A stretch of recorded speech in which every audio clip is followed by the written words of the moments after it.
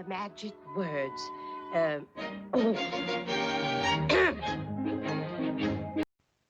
Bippity, boppity, boo.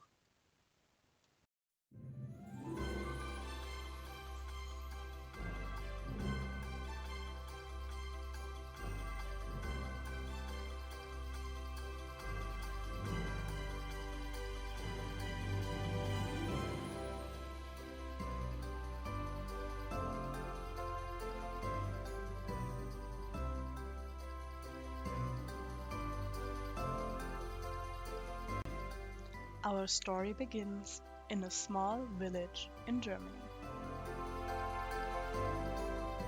On Christmas Eve in the early 1970s, where two very excited little girls just sang the last song in church.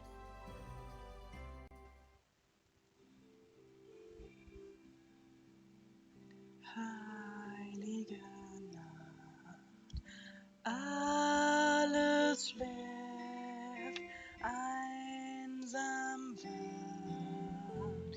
Silent Night, Holy Night was first performed in a church in Austria on Christmas Eve in 1918 after World War I and has since been sung in all languages all over the world. Schlaf in himmlischer Ruhe, schlaf in himmlischer Ruhe. Church was over.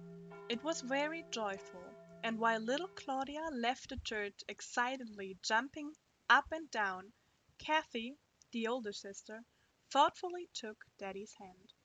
She was a bit concerned and decided to ask her dad, because her dad knows everything. Papa, how can we make sure that the Christkind will find our house and come in to bring all the Christmas gifts and drop the Christmas tree? Daddy looked at her with a smiling face and said, "Oh, Kathy, don't worry. We left the window open, that the Christkind can fly from heaven directly into our living room." Kathy's little heart was very relieved to hear that, and now she was looking forward to the upcoming festive dinner and the Christmas presents. It is a strange story about the Christkind in Germany.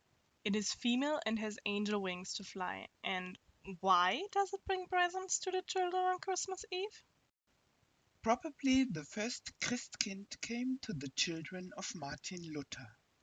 The German religious reformer didn't like the idea that the bishop Sankt Nikolaus brings gifts and sweets to the poor children in winter. He told his children that the Holy Christ brings the light and peace and gifts to the children every year to celebrate his birthday. Maybe the many paintings of baby Jesus with its long white nightgown and the long curly hair inspired the imagination that the Christkind is wearing a long gown and looks female ever since. Martin Luther had tremendously changed the Christmas traditions in Germany. Not only he translated the Holy Bible into German, he also translated the lyrics of many Christian chorals, and it was the first time that people could understand and sing the songs together in church. Martin Luther also invented the Christmas tree. One winter night in 1536, so the story goes, Luther was walking through a pine forest near his home in Wittenberg when he suddenly looked up and saw thousands of stars glinting jewel-like among the branches of the trees. This wondrous sight inspired him to set up a candle-lit fir tree in his house that Christmas to remind his children of the starry heavens from whence their Savior came. Ever since, people set up and decorate an evergreen in their house at Christmas. In the beginning, long before the Christmas bauble was made from glass, trees have been decorated with all things that have been available in winter. A traditional tree in the mountain regions carried apples, nuts, straw stars, and wooden carved figures. The first Christmas bauble, blown from glass and hand-painted with beautiful winter motifs, came many centuries later. Glass bubbles were made in Lauscha, a little town in the region Thüringen. This region was famous for its glass-blowing manufacturing, and it is told that the first Christmas bauble was blown and painted by a woman in the late 19th century, just around 1890. The Christmas tree ball began its triumphal procession when an American businessman discovered the balls during a shopping tour in Lauscha. He placed a large order and shipped the bubbles first to New York. The New Yorkers were so enthusiastic about the glassware that the bubbles were soon sold out. So America has contributed to the worldwide success of the glass Christmas tree ball. Ever since, glass Christmas decorations have been produced in all shapes and colors.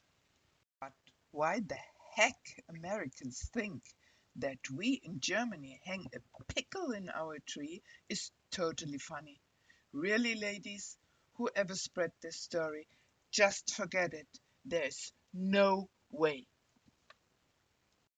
Nevertheless, many German settlers and European pioneers brought their traditions to America and celebrated Christmas just like they did in their home country.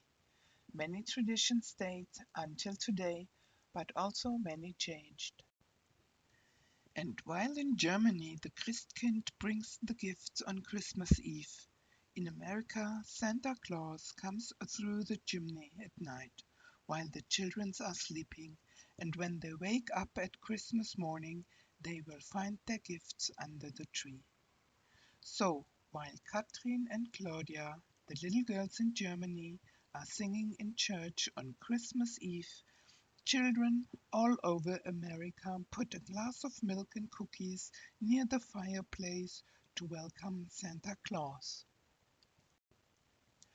Now we know that Martin Luther told his children about the Christkind many centuries ago. Santa Claus was invented by the Coca-Cola Company.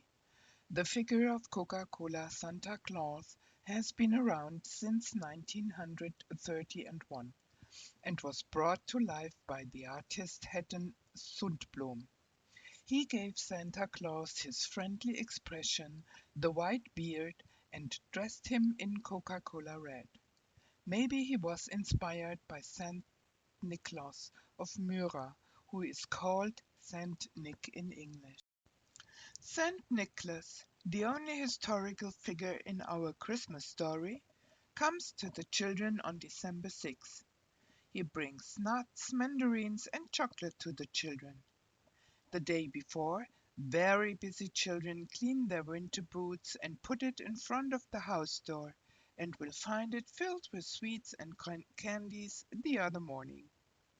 Based on this tradition, children in America hang up an empty stocking over the fireplace to find it filled the other day.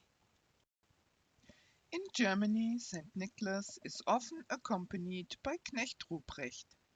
The origin of this figure is not entirely known. It probably dates from the late Middle Ages. Knecht Ruprecht punishes the children who were not well behaved with his rod. A much more friendly fellow is the American elf on the shelf. He sneaks into the children's rooms and tells Santa if the children were not well behaved. But don't worry, because one of the wonders of Christmas is that we suddenly have only good and well behaved children, because none of them want to risk not getting a present. Aren't you wondering who is making all these presents? All the little helpers. Angels in heaven are busy all day long helping the Christkind crafting all the beautiful toys in the angel workshop, while Santa, who lives at the North Pole, is surrounded by his little elves.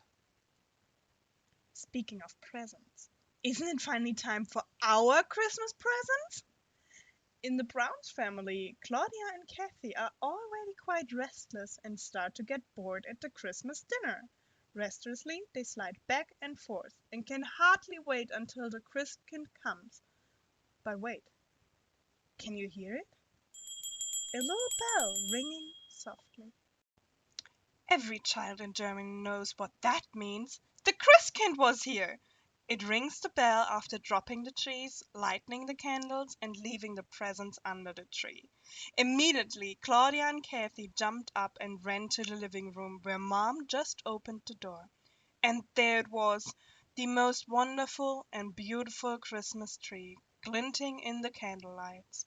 But even more beautiful than the tree was the little playhouse standing beside it. And look, somebody is already living inside. Out of each of the two windows looked a doll, and they were the most beautiful things Claudia and Kathy had ever seen. Without hesitance, they ran to the playhouse, taking their dolls, and cuddled them ever since. It was the best Christmas ever, and I still remember how I received my first doll, who I named Sabine.